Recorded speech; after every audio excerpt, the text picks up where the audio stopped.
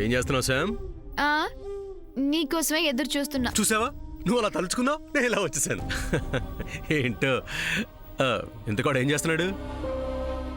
ఎవడు వాడు? ఇంకెవడు? అభిగాడు. వాడికే సేఫ్టీగా ఉన్నాడు.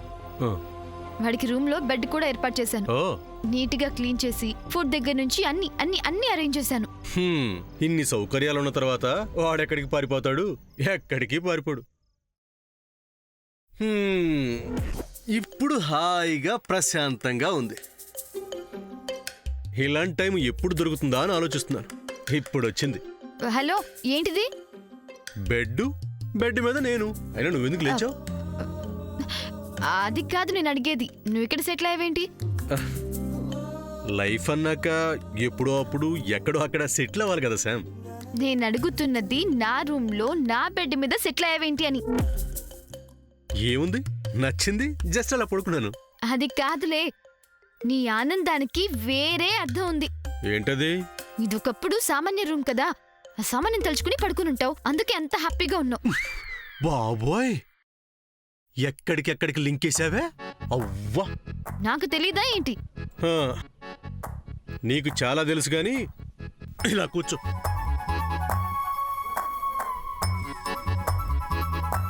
శామ్, మనం చాలా మిస్ అవుతున్నట్టు అనిపిస్తుంది కదా? నీకు అనిపిస్తే నాకు అనిపించినట్టే. నేను సీరియస్గా మాట్లాడుతున్నాను శామ్. ఎస్ సూర్య, వి లాస్ట్ ఎవ్రీథింగ్. అసలు ఆ సామాన్య గొడవలు పడి అన్నీ మర్చిపోయాం. సరదాగా అలా బయటికి వెళ్ళేవాళ్ళం. కార్ ఆగిపోయేది, కార్లో కీస్ మర్చిపోయేవాడివి. గుళ్ళో రుక్మిణి కళ్యాణం చూసేవాళ్ళం.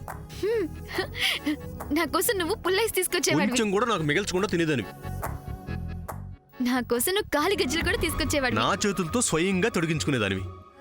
చేదు కాఫీ పెట్టించేదాన్ని. టెడ్డీ పేరుతో చిన్న పిల్లలా ఆడుకునేదానివి. అలమార్లో దాక్కునేవాళ్ళం. అక్కడే నిద్రపోయేదానివి. నా తలకి దెబ్బ తగిలితే నా కోసం గంజి తయారు చేసి ఇచ్చేవాడు. నాకు ధనియాల కాఫీ ఎలా పెట్టాలో నేర్పించేదానివి. సినిమాలకి షికార్లకి వెళ్లేవాళ్ళం.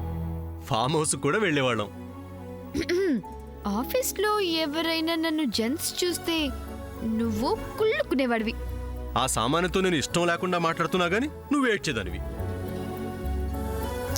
అవును సూర్య, అన్ని మిస్ అవుతున్నాం.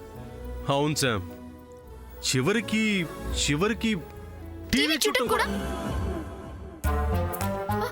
టీవీలో యుఎస్ న్యూస్ చూడాలి. క్రికెట్ చూడాలి. ఏంటి నువ్వు? నేను ఫస్ట్ టీవీ అన్నాను. ముందు నేను టీవీ అన్నాను. నేను ఫస్ట్ టీవీ అన్నాను.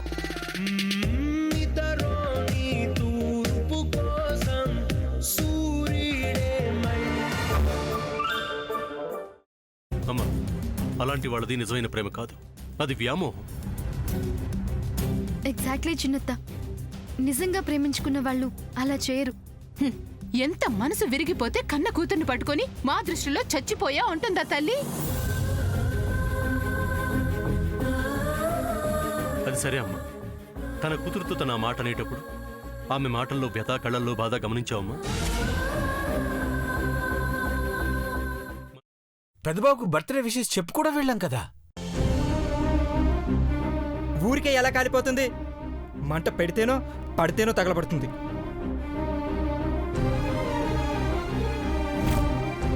కరెక్ట్ చిన్నబాబు, నీకొచ్చినట్టే నాకు డౌట్ వచ్చింది. పార్వతే షర్టును తగలబెట్టిందనుకుంటా.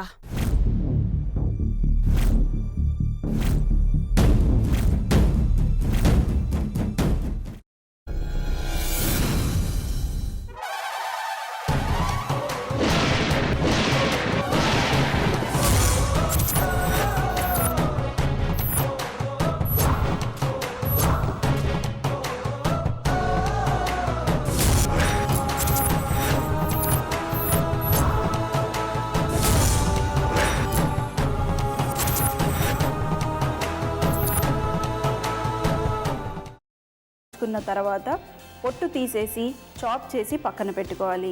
ఒక ప్యాన్లో కొద్దిగా నూనె వేడి చేసి అందులో ఆవాలు, మినప్పప్పు, శనగపప్పు, కరివేపాకు, సన్నగా తరిగి పెట్టుకున్న ఉల్లిపాయలు వేసుకుని 1 నిమిషం పాటు వేయించుకోవాలి. ఆ తర్వాత కాల్చి కట్ చేసి పెట్టుకున్న వంకాయని కూడా అందులో వేసుకుని బాగా మిక్స్ చేసి బౌల్లోకి ట్రాన్స్ఫర్ చేసుకుని అందులో తగినంత చిక్కటి పెరుగు లేదా పల్చటి పెరుగు వేసుకుని మిక్స్ చేసి అన్నంతో కానివ్వండి, చపాతీతో కానివ్వండి సర్వ్ చేసినా చాలా బాగుంటుంది.